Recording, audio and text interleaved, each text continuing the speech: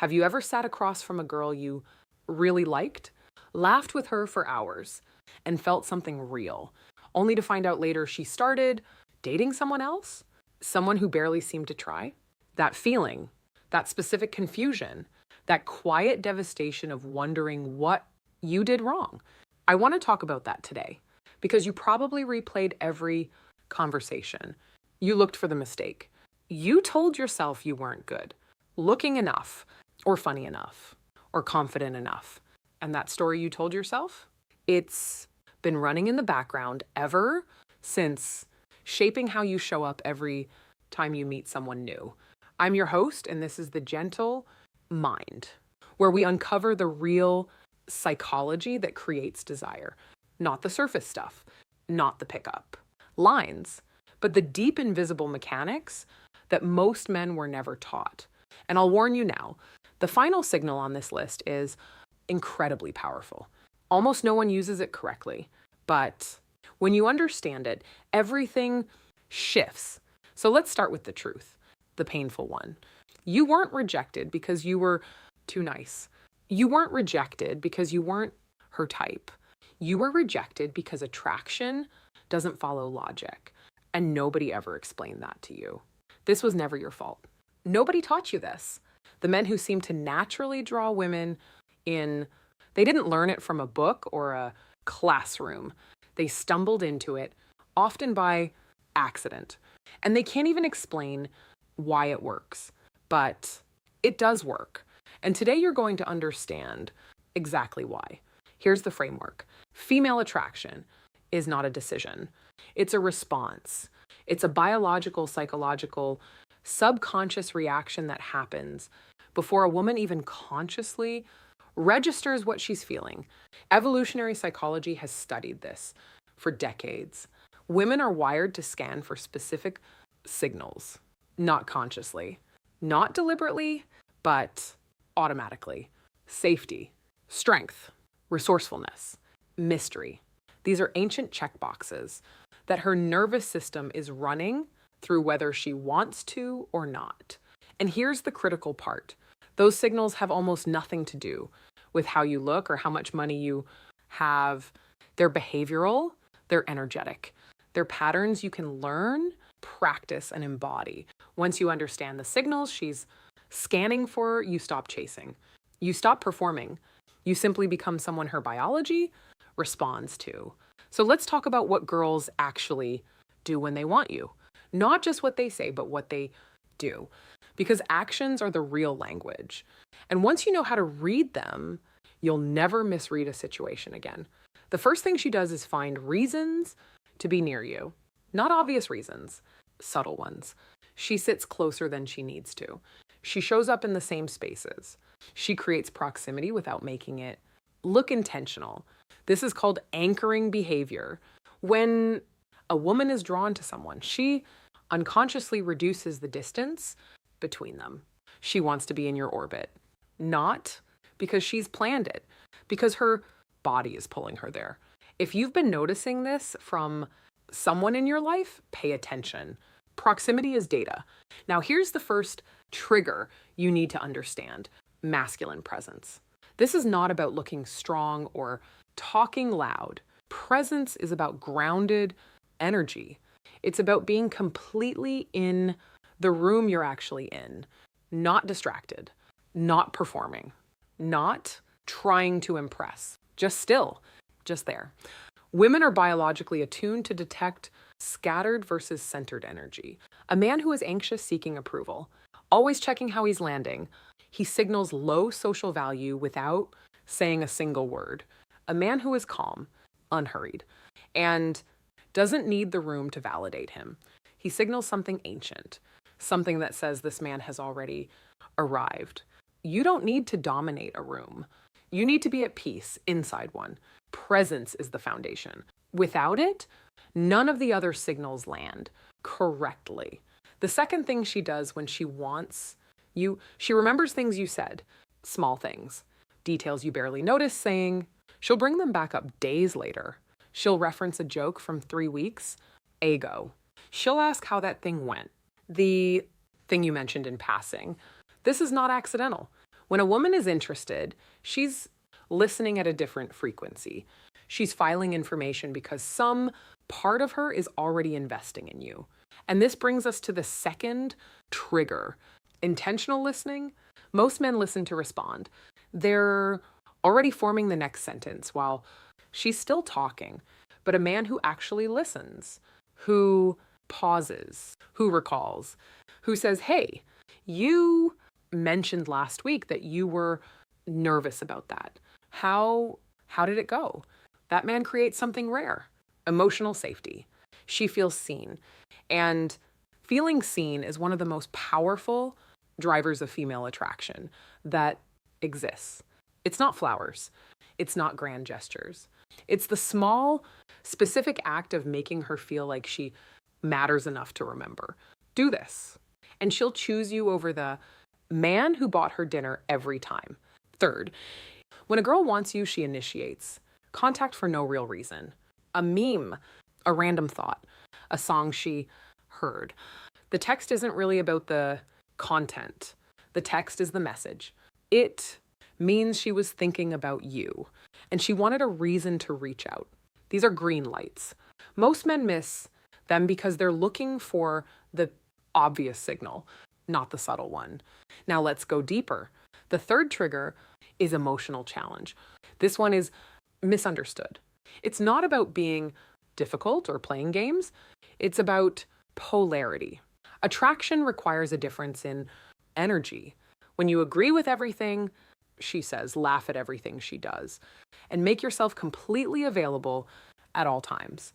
You remove the polarity, you become comfortable.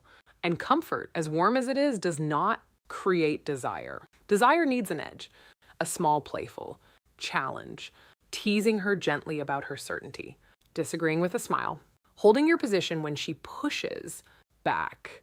This creates emotional electricity. Her brain interprets it as this man has his own world. I'm not guaranteed access. And that uncertainty, that slight not knowing, triggers the same neurological pathway as reward-seeking behavior. She starts to pursue the resolution. She starts to move toward you. Don't be a pushover. Don't be aggressive. Just be a man who has standards and isn't afraid to show them. If this is resonating with you so far, hit subscribe and join the Gentle Mind community. It helps more men learn what they were never taught. There are men watching this right now who are going to completely change how they show up, and you're one of them. The fourth signal she sends when she wants you. She gets a little competitive. She notices who you talk to. She makes slightly pointed comments when another girl is mentioned. She brings herself back into the conversation. This isn't insecurity on her part. It's biology. It's pre-selection in action. When a woman senses that other women find you attractive, her own attraction increases. It's irrational. She knows it's irrational, but it happens anyway. And this connects directly to the fourth trigger, selective attention. Selective attention means you have a full life. You're not waiting by the phone. You're not canceling your plans to be available. You have friends, interests, ambitions, spaces she doesn't belong to yet. Scarcity of attention is not cruelty. It's honest signal that your time has value. A man who gives his complete, undivided, constant attention to a woman before she's earned it is telling her subconsciously that she is the most important thing in his world and everything else is secondary. That may feel romantic. To her nervous system, it reads as low value. She can't help it. She's scanning for a man whose life is already full because that man is the one worth entering. Be that man. Not as a manipulation, as a reality. Build a life that is genuinely full, and your presence in her world becomes something she has to earn. Fifth signal, her body language shifts. When you're around, she touches her hair. She angles toward you even when talking to someone else. She laughs a little quicker, a little louder. She holds eye contact slightly longer than necessary. These are not performed. They're autonomic responses. Her nervous system is reacting to your presence in a way she can't fully control. If you're seeing these, you're already further along than you realize. This brings us to the fifth trigger, gradual physical touch. Touch is the most direct language between two human beings, but timing and context are everything. Too much, too fast, and it reads as aggressive. None at all. And the connection stays in the abstract. Warm but floating, never landing. The goal is calibrated, light, respectful contact. A brief touch on the shoulder when you're laughing, guiding her slightly when you're moving through a crowd. These small moments of physical contact release oxytocin in both of you. That's the bonding chemical. It creates warmth, trust, closeness. It moves a connection from intellectual to embodied. Start small, stay respectful. Let the touch say, I'm here. I am present. I notice you. Not, I'm trying to get something from you. The sixth thing she does when she wants you to, she brings you into her inner world. She tells you something she doesn't tell everyone. A fear, a memory, a thing she's ashamed of or proud of that she doesn't share casually. This is an invitation. She's testing the water. She's checking whether you'll handle her, real self with care, or whether you'll flinch or dismiss her. This is one of the most sacred moments in early connection. And how you respond here will either open the door completely or close it quietly. The sixth trigger is calibrated. Vulnerability. This is the most misunderstood principle in male psychology. Most men fall into one of two traps. They either never share anything real, they stay surface level, guarded, impenetrable, and she can't connect to someone she can't see. Or they overshare early, turning every conversation into an emotional unloading, which signals instability. Calibrated vulnerability means you share real things at the right moments. You let her see you. Your genuine thoughts, your actual fears, your honest perspective on something, but you share it with groundedness, not as a plea for sympathy, not as a performance, just as a man who knows himself well, enough to speak honestly about his inner world.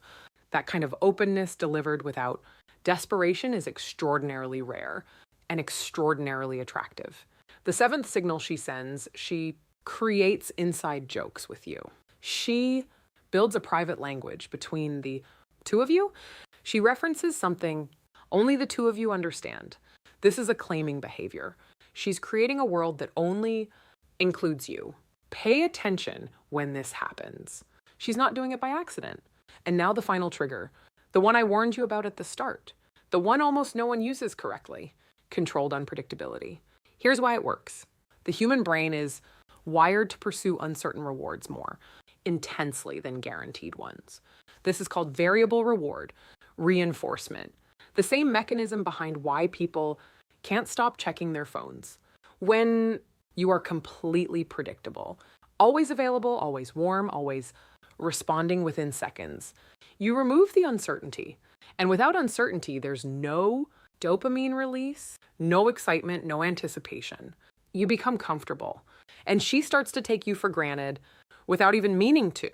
Controlled unpredictability doesn't mean being hot and cold. It doesn't mean ignoring her to make her anxious. It means you're genuinely multidimensional. Sometimes you're deeply present and engaged. Other times you're focused on your own world and she waits. Sometimes you say the unexpected thing. Sometimes you go quiet. Not because you're playing games, but because you are an actual complex human being with depth she hasn't fully mapped. Yet, that sense of I haven't figured him out completely is one of the most powerful drivers of sustained attraction. You are not a formula. You are not predictable. And that keeps her curious. That keeps her coming back. So here's where we land. You are not broken. You have never been broken. You were operating without information. Every man who struggles with women isn't lacking something. He's missing a map. And now you have one. The signals, the triggers, the invisible language she's speaking when she wants you to step forward. Masculine presence, intentional listening, emotional challenge, selective attention, calibrated vulnerability, gradual physical touch, controlled unpredictability. These are not tricks. These are not manipulations. They are the real mechanics of how human attraction works at a deep psychological level. Use them honestly. Use them with respect.